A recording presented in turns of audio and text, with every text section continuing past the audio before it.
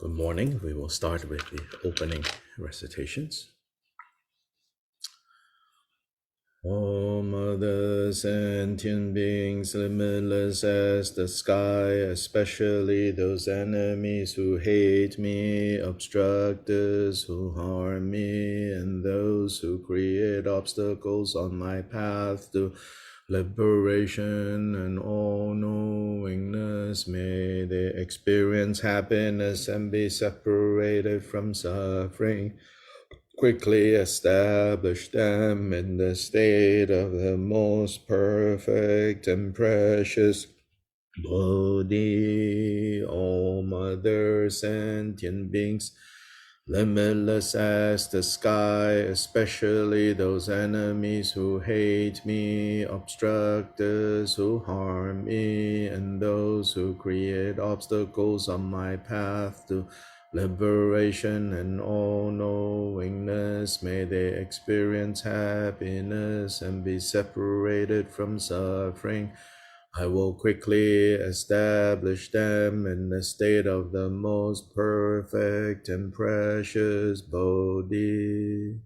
All mother sentient beings, limitless as the sky, especially those enemies who hate me, obstructors who harm me, and those who create obstacles on my path to liberation and all-knowingness. May they experience happiness and be separated from suffering. I will quickly establish them in the state of the most perfect and precious Bodhi. Thus, until I achieve Buddha, I engage in virtuous deeds with body, speech, and mind. Until death, I engage in virtuous deeds with body, speech, and mind. From now until this time, tomorrow, I engage in virtuous deeds with body, speech, and mind. In the Buddha, Dharma, and Sangha, most excellent, I take refuge until Bodhi is reached by the merit of generosity and other perfections. May I attain Buddhahood for the sake of all wandering beings in the Buddha, Dharma, and Sangha. Most excellent, I take refuge until Bodhi is reached. By the merit of generosity and other perfections, may I attain Buddhahood for the sake of all wandering beings in the Buddha, Dharma, and Sangha. Most excellent, I take refuge until Bodhi is reached. By the merit of generosity and other perfections, may I attain Buddhahood for the sake of all wandering beings. May all mother sentient beings, limitless as the sky, have happiness and the causes of happiness.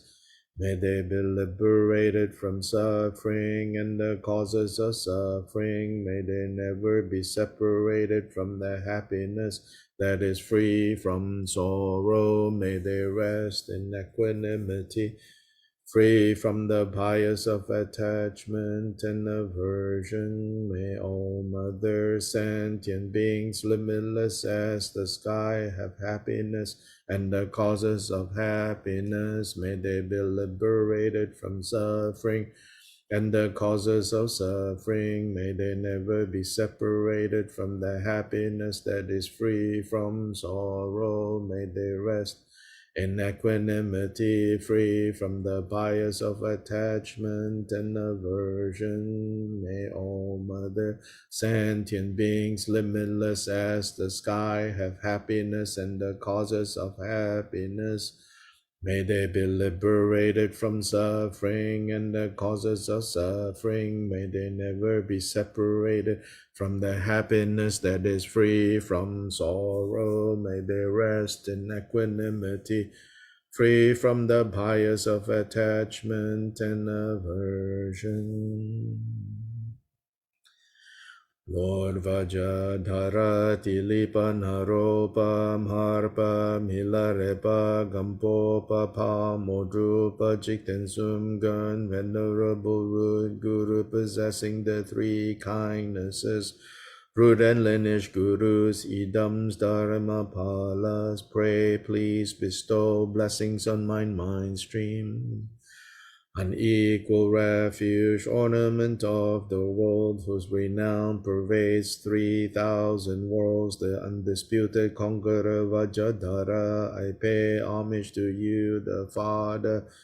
Jikten Gonpo, you alone are continually on my mind, compassionate one, please grant your blessings. Dispel the darkness of my mind, please bless me to realize the mind free from elaborations. On the northwest border of the land of Udiyana, in the heart of a lotus flower, endowed with the most marvelous attainments, you are renowned as lotus born, surrounded by many hosts of dakinis following in your footsteps. I pray to you, come inspire me with your blessings, Guru Pema Siddhi Hong. In the Dharma Dhatu palace of Akanishta is the essence of the Buddhas of the three times, who directly reveals my mind as Dharmakaya, O root Guru, at your feet I supplicate. So today we're going to do the Achi cleansing offering. If somebody could share it in the chat here and also maybe over on Facebook, that would be helpful for people who just joined us.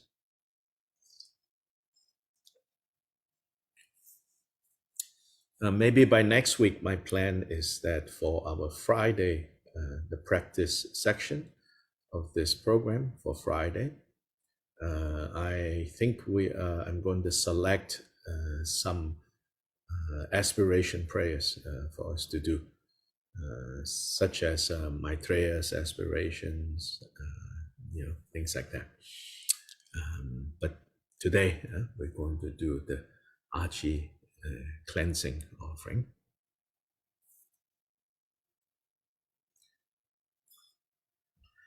I am Vajra Yogini, instantaneously above my head is protector of three worlds, Ratna Shri, abiding naturally as a Nirmana Kaya. From the Bum seed syllable in my heart emanate Ram Yam Kam that purify all the impurities and stains of the offering substances. Then the syllables Ahung emanate, which transform the immaculate essence of the offering substances into the nature of the elixir of primordial wisdom, turning then into substances that are agreeable to each of the types, entirely filling the limitless 3,000-fold universe. Om Ahung, Om Ahung, Om Ahung, Namo Sarva Tathagate Bayo Bishamukebhya Sarvatakang Ungate Sabarana Hemangagana Kang Soham. Nama sarva tathagate bayo bishamukebhya sarvataka ungate saparana hemangagana kang soham. Nama sarva tathagate bayo bishamukebhya sarvataka ungate saparana hemangagana kang Soham.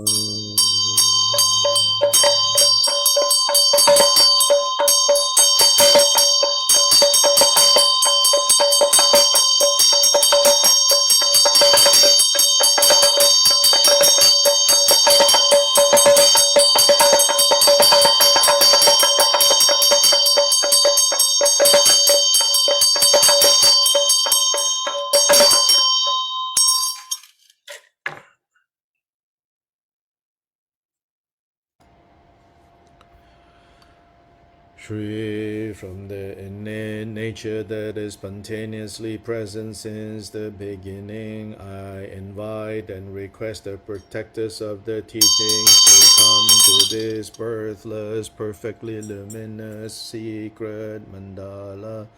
You Dakinis who magically appear from the activity of primordial wisdom, supreme guardians who abide by the command and oath, manifest magical forms from the Dharma Dhatu, worldly and primordial wisdom emanations and retinue, with your hearts of Maya's roused, please come here.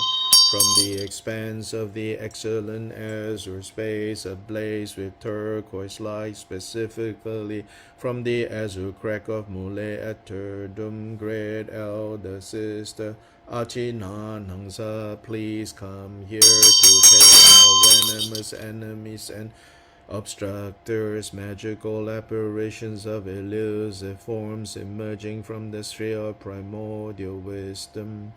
Other deities, exalted activities, wisdom, samaya, and magnetizing, guardians of the conqueror's teachings, each according to their own type, retinues of pacification, enrichment, magnetization, and destruction, cries of longing, yogins calling out like a dragon's roar.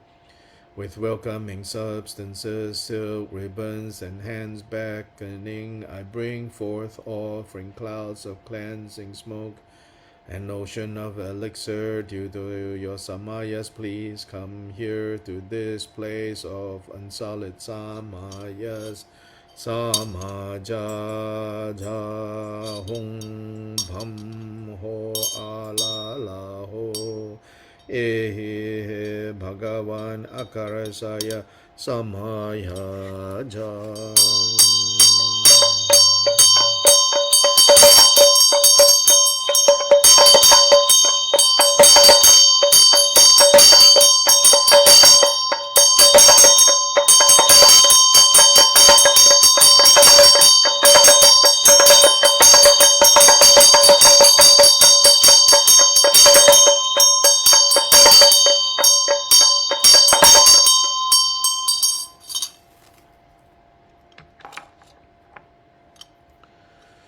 Free Goddess, Lady of Space, along with your entire retinue, please be seated happily, each according to your like. I bring forth oceans of offering clouds, both physical and visualized with devotion. I praise and pay homage with body, speech, and mind.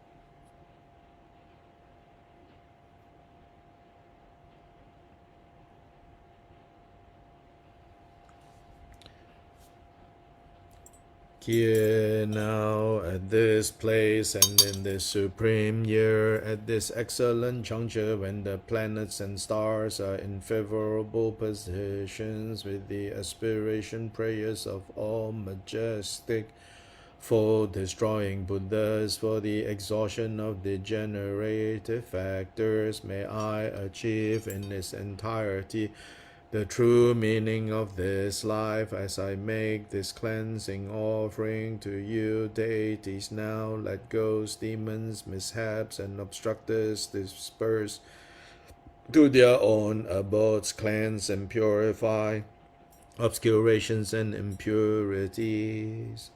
Cure with various supreme medicines that clear the afflictive emotions, fine silks, jewels, incense, and aloes wood, sandalwood, cedar wood, fragrant fir, juniper, dwarf, rhododendron, birch, and so on. All these types of fragrant and ambrosia woods, flour, butter, milk, and various types of food and drink. We made these clouds of pervading smoke of this cleansing offering.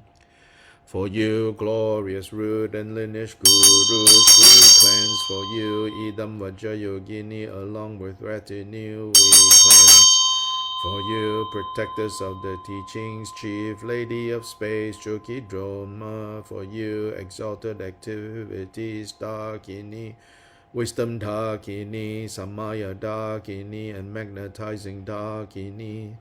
And for you, the three goddesses who devour, slay, and snatch away, we cleanse heart-shaking mother and raise her to the life force, wrathful red mother of exalted activities, along with retinue, along with all your assemblies of thousands of dark red flesh eaters, for all you Matrikas and Dakinis, without exception, we cleanse for you the powerful Lady Tashi sitting of the supreme crystal tresses of the Himalaya. For you, the goddesses of the four families, the five sisters, consort and retinue, and you 12 Dhammas, along with your retinue, we cleanse.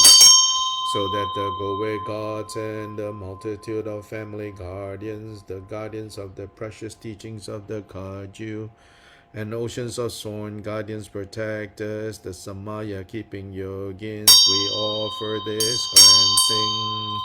As this touches the deities and us, the evil of defilements from Samaya breaches, defilements from violations of vows, quarrels, filth, and demons, those coming from contact with corpses, rape, incest, infidelity, and fouling of hearts, all these foul defects are cleansed, and we thus become pure.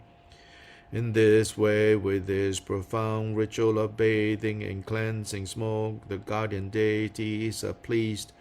Violations and breaches are mended, all obstructive and discordant conditions are quelled, and all our wishes that accord with the Dharma are abundantly accomplished. How with lofty praises of the guardian deities, glory to Chokidroma, with these outer, inner, and secret support substances. Glory to Chokidroma, with these various desirable offering clouds. Glory to Chokidroma, with music of devotional songs of praise. Glory to Chokidroma, with mantras, mudras, and samadhi. Glory to Chokidroma, superior to the pinnacle of cyclic existence. Glory to Chokidroma, brighter than the sun and moon. Glory to Chokidroma, good as with filling jewels. Glory to Chokidroma, full like a summer lake. Glory to Chokidroma, to spread the never-waning teachings of Buddhists. Glory to Chokidroma, to guard and fulfill the ultimate accomplishment of disciples. Glory to Chokidroma, may the guardians and humans not be separated. All the excellent glories, wealth, power, and blessings of the animate and inanimate, of the environment and inhabitants in samsara and nirvana, I now bring together these enriching presences, prosperous fortunes, swirling like an ocean by the great might of all you guardians. Guard the jewel of the essence of the teachings, increase the love and stabilize the holders of the teachings. For us who are unerring and our retinue, increase auspiciousness and resources in our abodes, and when we are away, repel all bandits and hostile forces, dispel harmful gossips and loss. Now in the time to come, spontaneously bring about these benefits.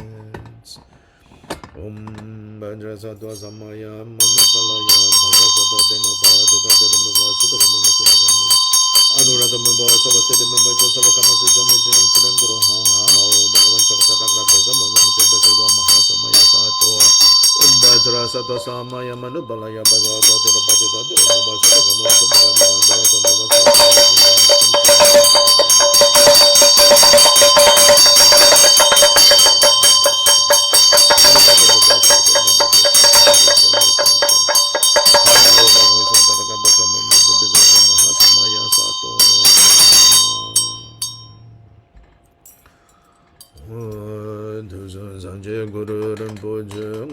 kunda dewa chimpe sha parche kunse du dapo se so wa de so jinji lam do so jinang sangwe parche shi wa dang sampa lam ki ro parche jinji lam do so sanje kudu rinpoche kunda kunda dewa so wa de so jinji lam do so jinang sangwe parche shi wa dang sampa lam ki ro parche jinji lam do so sanje kudu rinpoche Kunda dewa chimpe sha parche kunsa du tapo se so wa de so jinji lam do so Chinang sangwe parche shiwa dang samba longye drupra jinji lam do so sanje guru rinpoche kunda dewa chimpe sha parche kunsa du tapo se so wa de so jinji lam do so Chinang sangwe parche shiwa dang samba longye drupra jinji lam Guru Rinpoche, Buddha of the 3 times great bliss, source of all siddhis, wrathful subduer of Maras who removes all obstacles. Grant your blessings, we pray, through them may all obstacles, outer, inner, and secret be quelled, and may all our aspirations be fulfilled.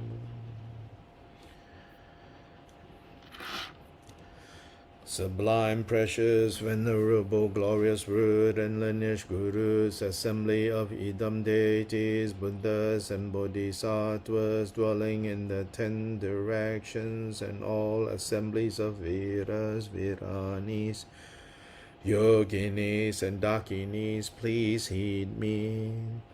May the virtues collected in the 3 times by me and the entirety of samsara and nirvana and the inherent root of virtue not result in the 8 worldly dharmas, the 4 causes of samsara and the resultant states of hearers and solitary realizers, and may all mother sentient beings limitless as the sky, particularly those enemies who hate us, obstructors who harm those who create obstacles, Maras who mislead, and their Mara retinues of happiness be separated from suffering, and quickly attain the unsurpassed, perfect, and precious Bodhi by the power of this vast root of virtue.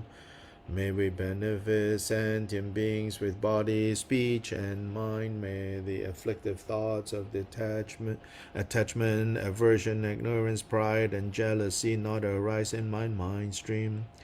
May thoughts of name, fame, gain, respect, and so forth in this life not arise for even a moment. With my mind stream moistened by love, compassion, and bodhicitta, may I come under the care of virtuous spiritual friends, and having become as limitless as space, may I achieve the supreme attainment of Mahamudra in this very life. By the virtues collected in the 3 times by me and the entirety of samsara and nirvana, and by the innate root of virtue, may I and all sentient beings quickly attain the unsurpassed, perfect, complete, precious Bodhi.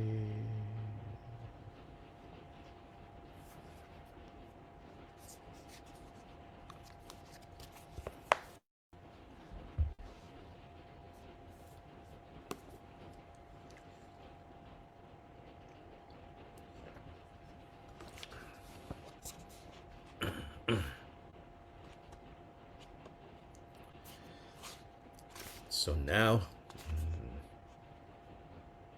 page 31 of the Great Drikung Teachings to the Assembly. So yesterday we started this section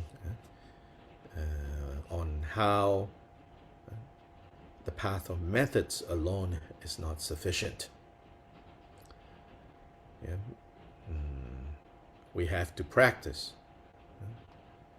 If we practice the path of methods, then it should be practiced with the path of liberation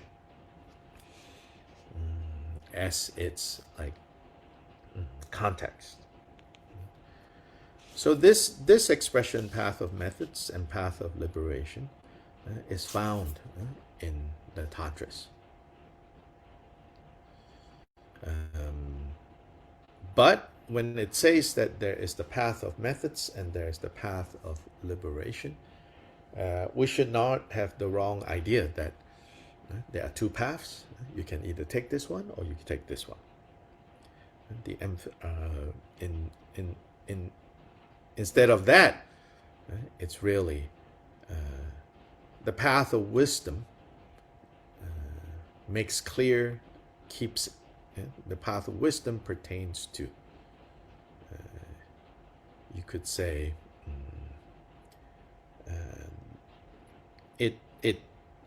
it pertains to, the whole understanding of what is the problem, what is the solution, and how to get to the solution.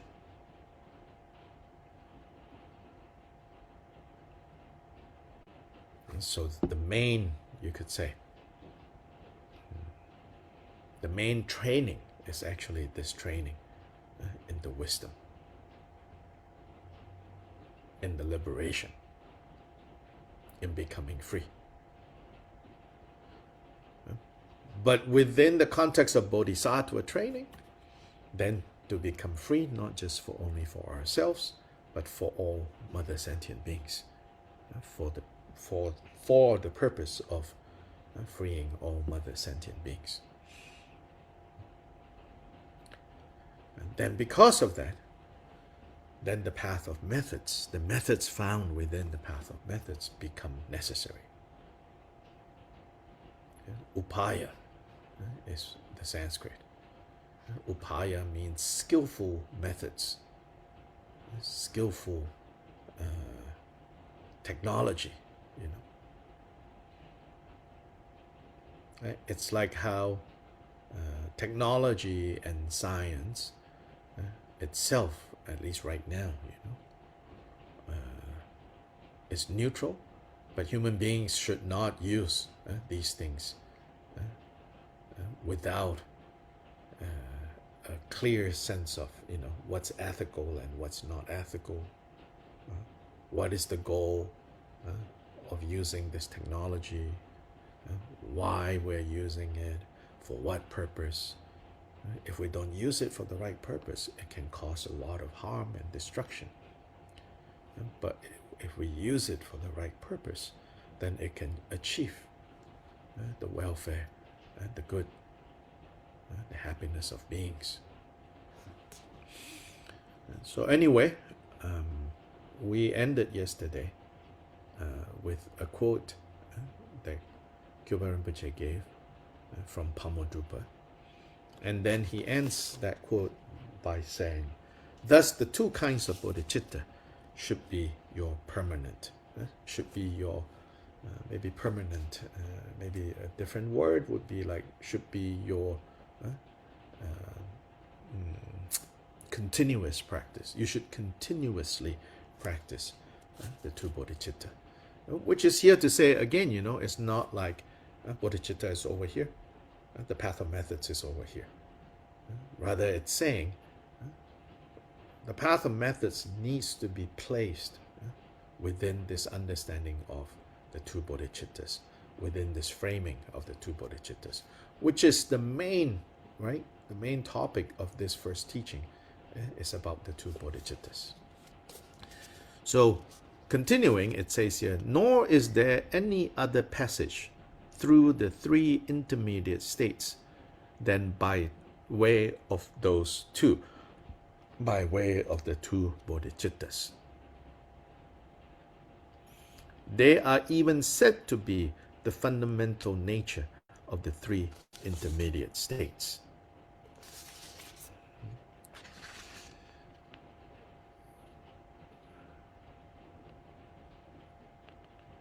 So there are many ways of talking about Bardo or intermediate states. And the one that we are probably most familiar with is these 4 Bardos, and then from the 4 is expanded to 6. the usual four bardos that we are now familiar with. And so I think, like you could say that in this 12th century context, where these teachings were first given, the word bardo, intermediate, in between spaces, to be in the in between, had a more general meaning. So that later in the 14th, 15th century, it got stabilized into this way of dividing it into four intermediate states, four bardos. So when we speak of four bardos, what are we covering? Then first one is called the natural bardo of this life, and it's referring to from the time of birth to the point of right at the point of where you are actively dying. That's called the natural bardo of this life. Then when the process of active dying has begun, that is called the painful bardo of dying. So pain is not necessarily just physical pain, mental anguish. So this is just describing how probably we're going to experience this bardo of dying.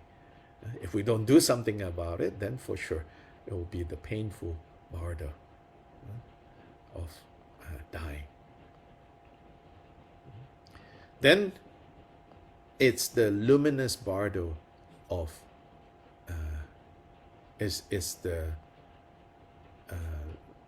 it's the luminous bardo of reality. It's the third bardo. So that begins at the end of the process of dying, and death has occurred. In that first moment is the dawning of the clear light. Then from there we passed into unconsciousness, overwhelmed by that clear light, not recognizing that clear light to be the nature of our mind in its full display without any obscurations. We passed out. Then they say about 3 to 3.5 days later, then visions. Then we start to have these visionary experiences. We have been separated from body, now disembodied, and these experiences will arise, mainly visual, but it's also described as having sonic experiences, sound. So it's both visual and sound. Then in the famous Tibetan Book of the Dead, they talk about the arising of the peaceful and wrathful deities being displayed. So all sorts of details you can find on that. Then, followed by the fourth bardo, called the karmic bardo of becoming, which is now we're moving towards our next life, becoming. That becoming plays out according to the karma, to the karmic force that is propelling this arising. So these are the four bardos. Here, when Gyalpa Rinpoche talks about the three bardos, now I think it's becoming clearer to me that these three bardos are related to the three bodies, as in the three Buddha bodies. So there's a quote, in fact, next, in a quote from Pamodrupa. If you let's move forward a little, then I'll come back. So it says they are even said to be, they as in the two bodhicittas, are even said to be the fundamental nature of the three bardos. That the 15 bardos are also just these two kinds of bodhicitta is indicated by glorious Pamodrupa in his supplement to the verses on the path of methods. There are three intermediate states, three bodies, three mergings, three junctures, and 3 direct apprehensions. So if you look at the footnote, it says, the 3 intermediate states or bardos are the bardo between birth and death, the dream bardo, and the bardo of becoming.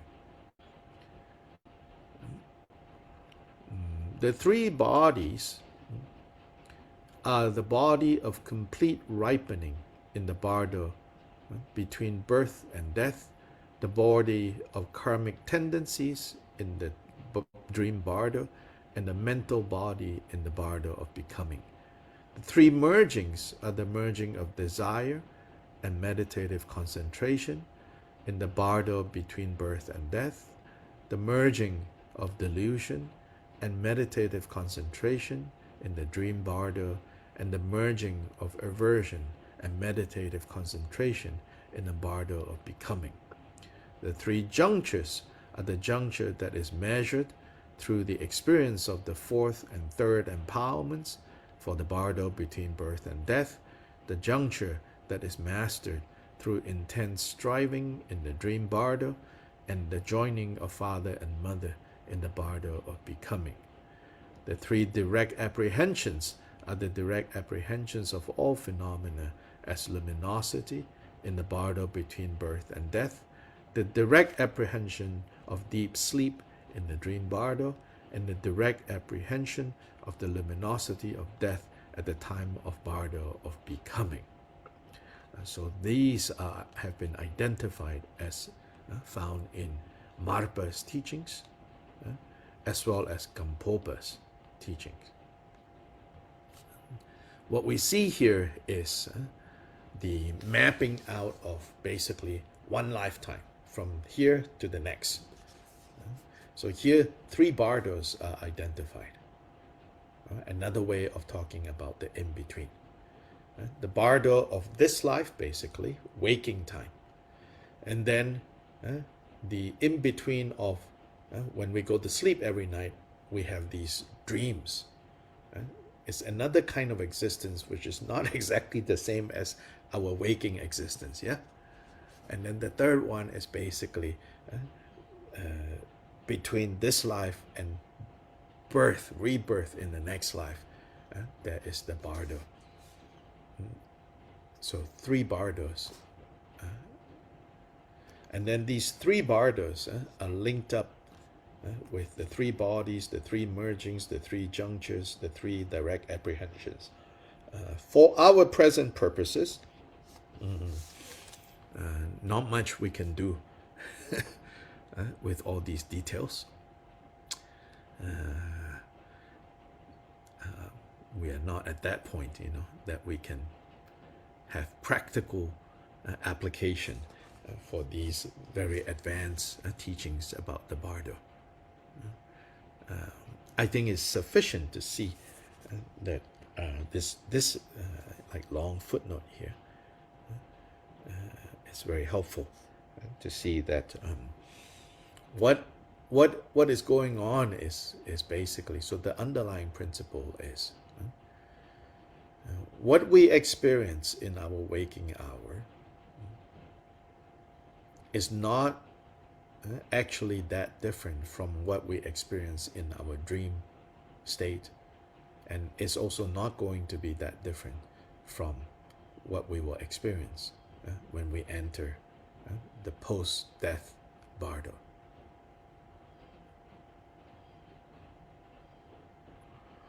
So if we have graspings, whatever movements we experience while in this waking hour, waking time intermediate state, this waking time bardo, know that in the dream state, it will become even more powerful. And then, in the post-death state, it becomes even more powerful. Powerful in both ways. If now we are moved in our waking hours, we are easily moved by conditions, then in the dream state, we are moved even more easily. And then in the Bardo, post-death Bardo, it will be complete chaos, so to say. If we're able to have a handle on these moving winds of the 8 concerns, if we're able to have stability in the midst of these winds blowing, in our waking Bardo, then our dream Bardo, we won't move so easily. Then at the post-death Bardo, we will even be more stable.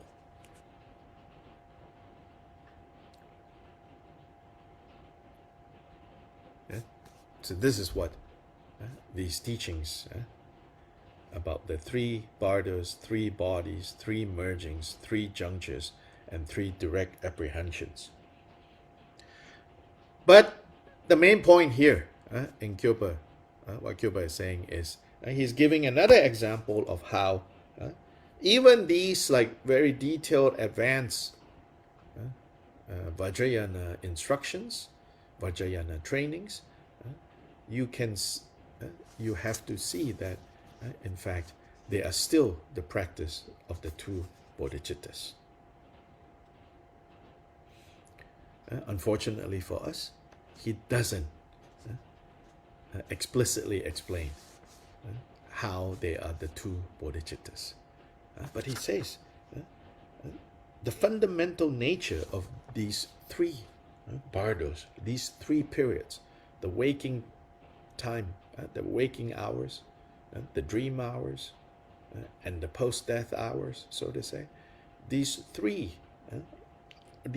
realities that we experience now, their fundamental nature is the 2 bodhicitta.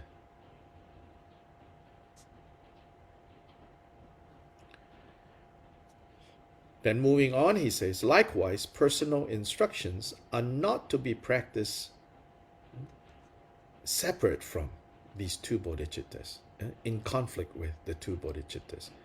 Here, personal instructions is matrit. So these are specific instructions that a guru may give to individuals. So sometimes, especially in the context of Vajrayana training,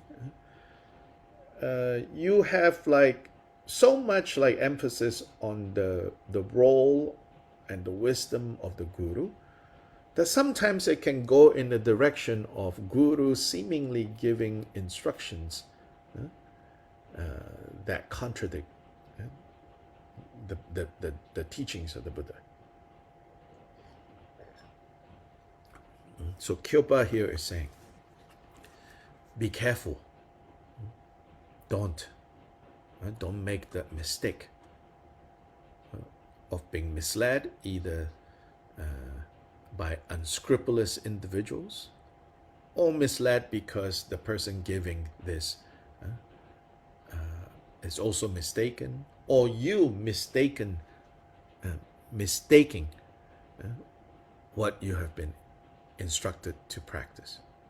Okay? He says always return to the reference point of the 2 bodhicittas. And so he says, if these personal instructions are cherished excessively, there is a danger that faults will develop. Okay? He says, don't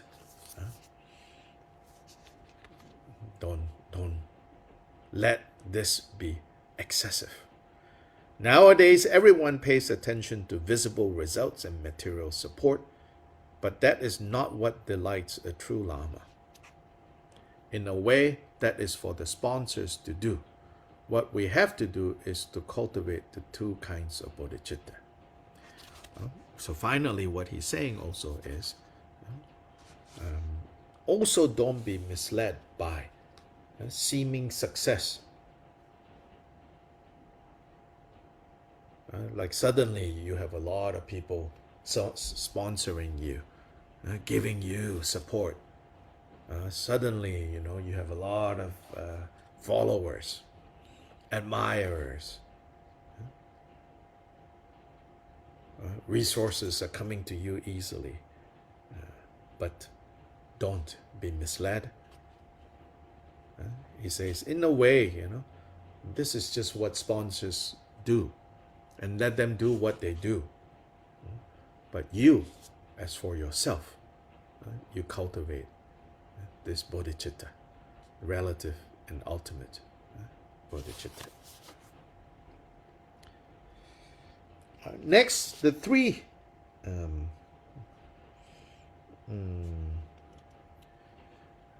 stages of bodhicitta practice. There are three stages of bodhicitta practice. The stage of practice where there is fixation on concreteness, necessarily, that's where we all begin. The stage of practice where meditative equipoise alternates with ensuing consciousness. And so there is a line still between when you are in meditative equipoise, when the mind is settled, and post, when you come out of that meditation. And the stage of practice where there is no difference between the state of meditative equipoise and the subsequent or ensuing ordinary life, ensuing consciousness. The first of these stages is a practice with fixation on concreteness. So someone who hasn't realized ultimate bodhicitta cultivates the two kinds of bodhicitta through intellectual understanding. So he identifies, merely intellectually, cultivating relative and absolute bodhicitta to be this first level where there is still fixation on concreteness. In other words, it's still merely just theoretical, mainly just theoretical. In order to move from this beginning level, which we all have to begin there,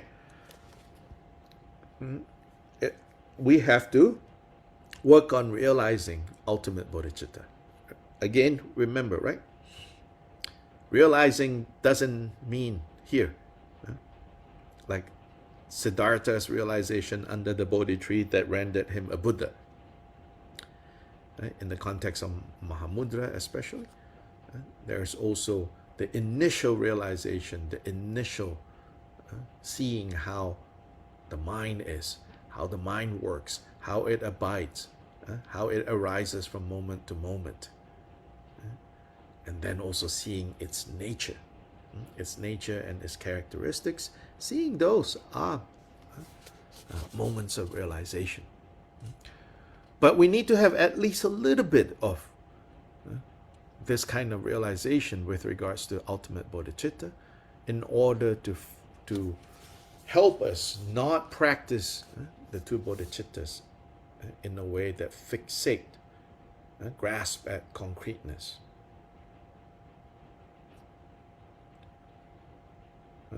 So even as we, work on benefiting beings, right? That activity of benefiting beings need to be informed with an understanding of the status of beings.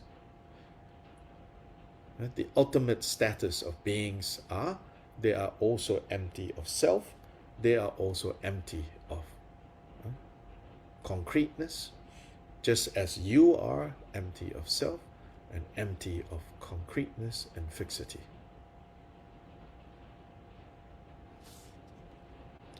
The second stage is to rest in the realization of ultimate bodhicitta, in other words, Mahamudra, for as long as it is being realized, for as long as your mind can remain unwavering in this state of understanding the nature of mind, realizing the nature of mind, and to train in loving kindness, compassion, and bodhicitta.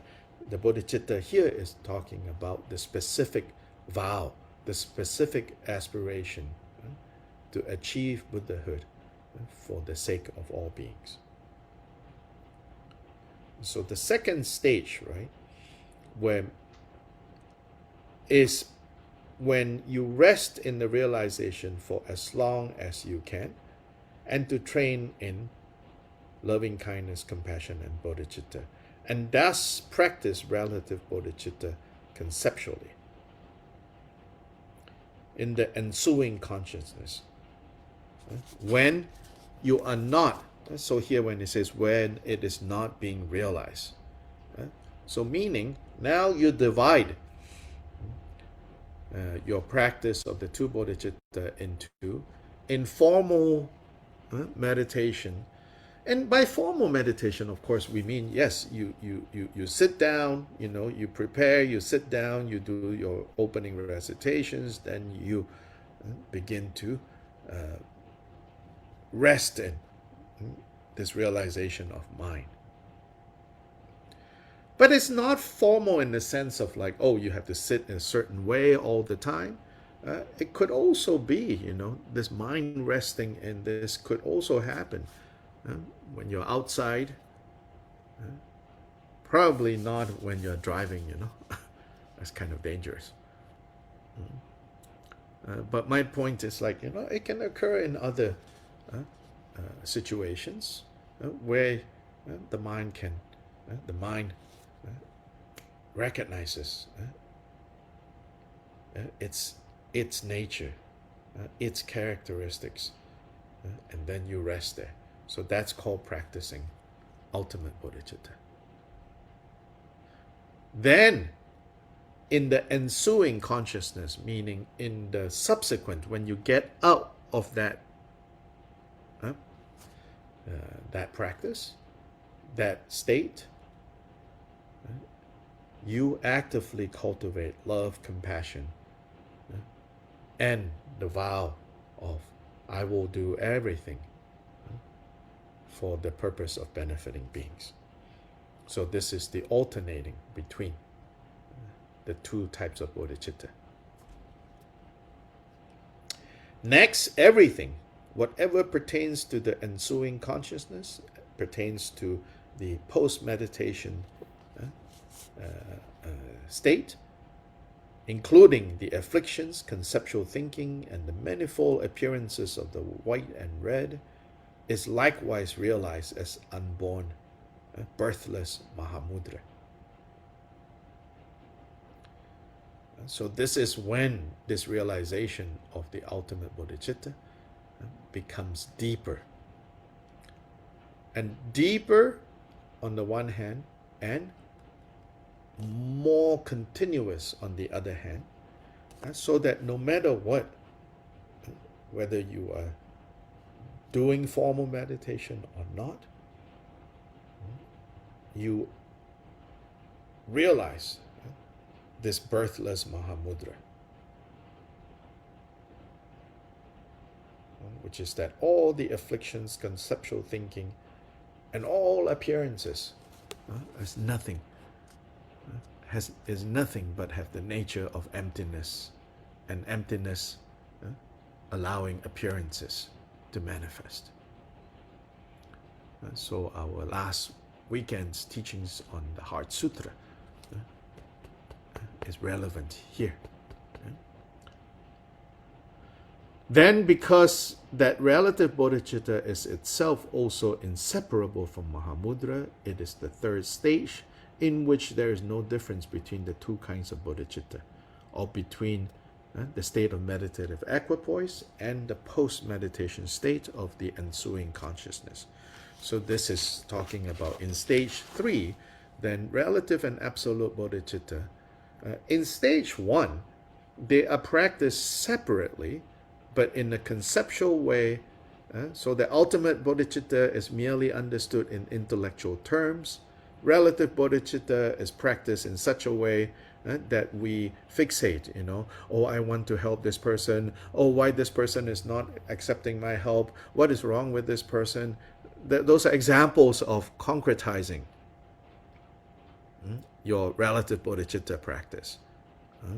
Oh, I've done so much, oh, people appreciate, oh, they are all clapping, yay. Oh, I've done so much, nobody appreciates me, nobody really sees what I'm doing. Yeah, so that's the beginning level of practicing the two bodhicittas, right?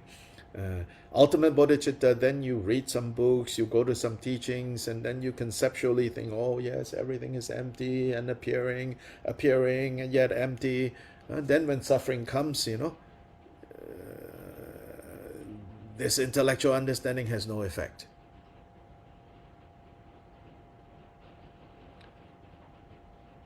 And then especially when suffering comes, when you're trying to help someone else, carrying out relative bodhicitta practices, oh, you become so disappointed, you become so the story of the blind man and the man without hands, of Shariputra's challenge. Yeah. So all that kind of describes the first stage of practicing the two bodhicittas.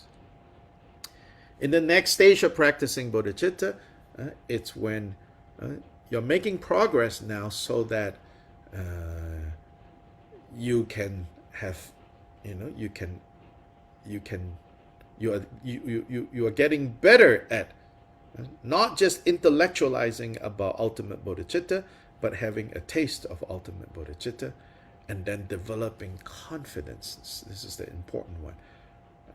Once you have a taste of ultimate bodhicitta, once you have realized some aspect of this mind, you need to develop confidence and contentment in simply resting in that realization and letting that realization spread.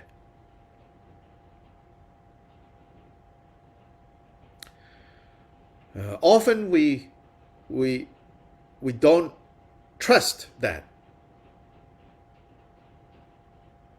So then we don't give it a chance to spread. We start looking for other things. But in this second stage, the practice of ultimate bodhicitta is to let this realization grow and spread, become deeper and deeper. Then, when you get up from the cushion, so to say, when you get up from your zafu, when you get up from your seat, that's the ensuing consciousness. And during that time, you practice relative bodhicitta, benefiting beings. But doing so in such a way that it is being blessed, so to say, or protected by your ultimate bodhicitta practice. So now it's an improvement from the first stage. But in this second stage, you still have to alternate between ultimate and relative. In the third stage, ultimate and relative are fused together inseparably. So here maybe we're talking about 8th Bhumi Bodhisattva,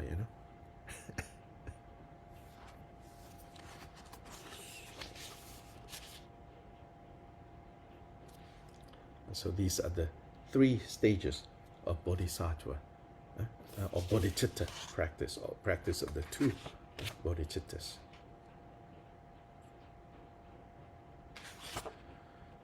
Next is the where to practice. So that one, we will do that next week. And basically the gist of where to practice. And now there's a context, of course. He's talking to his disciples. They were all gathered, coming from all over the place to Drikung Valley. He says to them, you may think, you can practice this anywhere. But no. He says, realistically, you have to go into the wilderness. You have to go into a place where you are not distracted.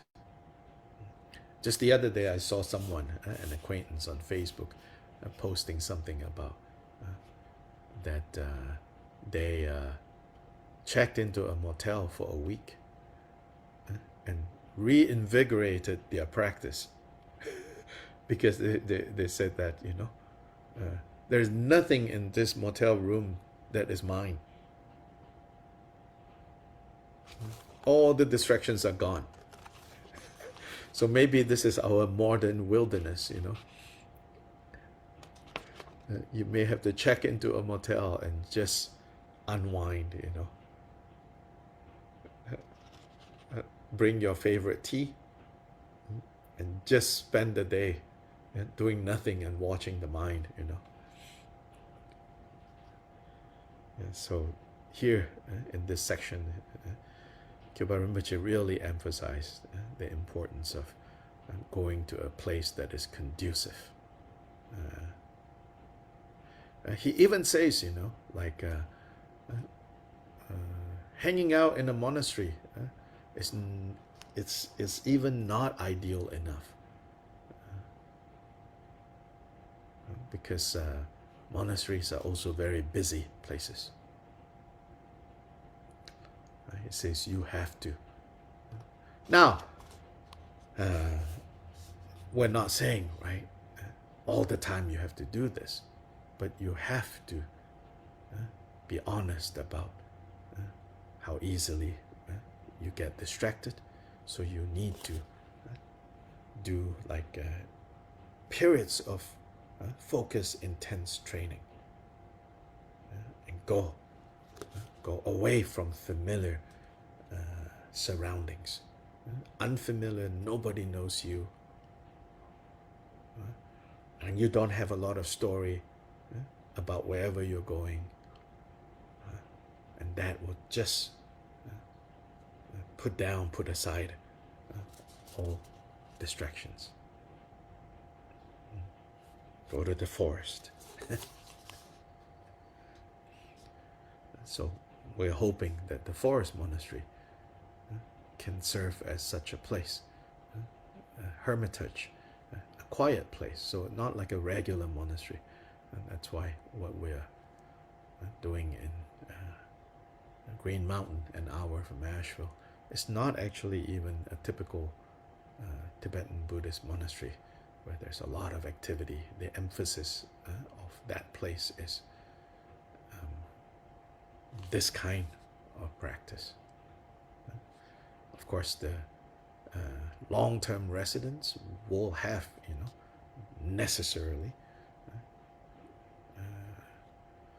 a more natural, you know, communal as well as individual living, but individuals living in community. But then visitors who come for short periods of time can really benefit from being away from familiar surroundings and distractions, to unplug, so to say. And then finally, I want to say a few words. I know some of you have already heard me talk about this a few times. So especially those of you who feel a connection to His Holiness the Drikung Gyabgun, his plan is to go into extended retreat starting the summer of 2025. So between now and 2025, he is trying to get a number of things accomplished before he goes into the wilderness, so to say. This includes his kind of, you could say, secular programs to benefit others, his organic and sustainability and environmental causes, especially in Ladakh, where it's really needed because of climate change. So many things in Ladakh are kind of turned upside down. And since Ladakh is a traditional Drikung Kagyu area, so there is greater responsibility in a way for the influencers, right? Now this term influencer, right? That's basically what His Holiness is before this word is even used, you know, because of his position in that society, a major influencer. And so he's trying to influence them into having better environmental sustainability practices. And anyway, he's doing that. But the other thing he's doing is also on the spiritual side of things. And so to that end, at the end of this year, he's giving 2.5 months of transmissions of the 8 chariot of practice. The 8 chariots are the 8 major transmissions, lineages. Lineage not in the institutional sense, but in the spiritual sense. So the and of course, it's not like everything from the 8 lineages, but just the core greatest hits of each of these 8 lineages has been compiled together about 100 years ago, brought together by Zhengrong Gongzhu. And so this treasury of precious instructions have over 50 plus different empowerments, major and minor, and manuals of instructions and practice that total to 18 volumes. Shambhala Publications have published 9 volumes now. The next volume is coming out in early April. Maybe by the time His Holiness starts the transmission, another volume might be published at that point. Hopefully, at least another volume. So before long, all 18 volumes will be published. So, as you know, all Vajrayana practices, teachings, transmissions, it's said that there's not much benefit that you can derive from them if you do them without the proper transmission. In some cases, it might even cause problems. So this is the idea of giving these empowerments and transmissions. Then more specifically, His Holiness received this treasury of precious instruction from Drikung Rinpoche, one of the greatest masters of our times. In 1982, Drikung Rinpoche specifically gave this transmission in Bhutan, and His Holiness, the Drikung Kyabgon, was the chief recipient of this.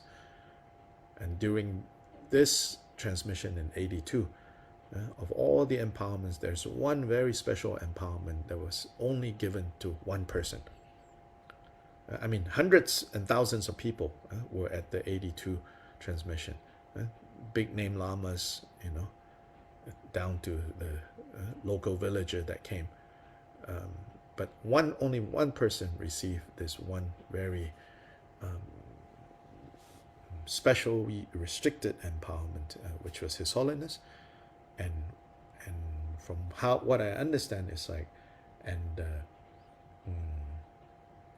the condition for receiving that, or to be given that empowerment, is that this person then has to give this entire treasury of precious instruction at least one time in their life.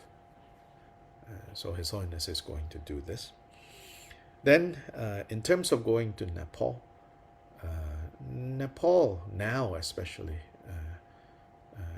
the Kathmandu, and then even more specifically Bodha area, is in my opinion, of course, it's all relative to each of you, it's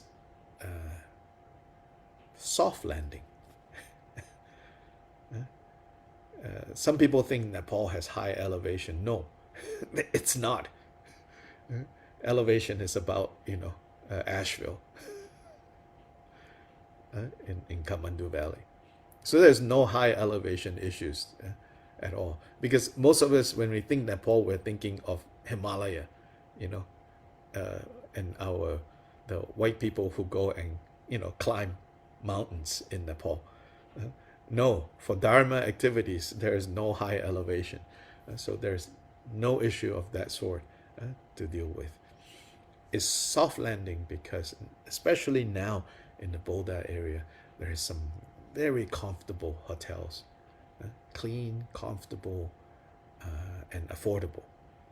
So that's also not something to be concerned about. Food choices, no concern about. the diversity of food available in Bodh. If you go to Tamil, which is like the main tourist area, even more. But in Bodh, which is a pilgrimage area, there's so much food from various cultures. Even more, I think, food choices than Asheville, which is like a foodie area. And so it's also very easy. Not much climbing at all to do, especially if you stay in a hotel that has elevator and go up and down. And then this event is at the monastery, and this is a monastery built recently, not like ancient monasteries with like, you know, ladders that go about this this way, that you have to climb up and down. This is a monastery with a big courtyard, you know. And from Bodh, every morning, the monastery has a bus that departs from Bodh to go to the monastery. And then at the end of the program, the bus comes back to Bodh to drop people off. And so the way this kind of program goes for 2 months and 9 days is you can go for the whole thing. You can go for 2 weeks. You can go for a week. You can go for 10 days. Of course, the biggest expense is the ticket, the flight ticket to get there. But if you're able to get there, you know, and it's good to just stay for as long as you can. Even staying for as long as you can, it's not like you're obligated to go to every single day to the empowerments or for the whole day. You go some days, and then one day you wake up, or the night before, you're like, tomorrow I'm just going to take it easy and hang out here in Bodh. Do that. The Holy Stupa is right there. Food is right there. Accommodations is right there. So I joke about how this is the kind of union of, the kind of inseparability of samsara and nirvana that I can enjoy at the level that I'm at. So I want to encourage you to think about this, and then if you have questions, you know, you can ask me, and then we see, you know. Right now, I think I saw a list that shows that 14 people within our group, you all know some of them, and you all are some of them, have made a resolve, made a commitment to go for the entire program, 2 months and 9 days. What's interesting about that list is I don't think there are any retirees in there. Maybe 2. So think about what your excuses are, and then, yeah, okay. Chanju sem chorem poche ma ge banam ge gyuche ge ba nyam pa me ba yang gong ne gong du be wor shu.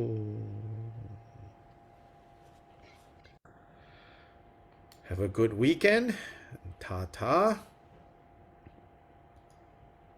And happy birthday to Omar. Is he still there? Oh, yeah, there he is. Gracias. Happy birthday, Omar. Yeah, happy birthday. So that means getting older, okay? Feliz cumpleaños, Omar. Feliz cumpleaños. Feliz cumpleaños. Feliz cumpleaños, Omar. Las mañanas. Felicidades, Omar. Muchas gracias por todo. Oh, Gracias. Gracias, querido Omar.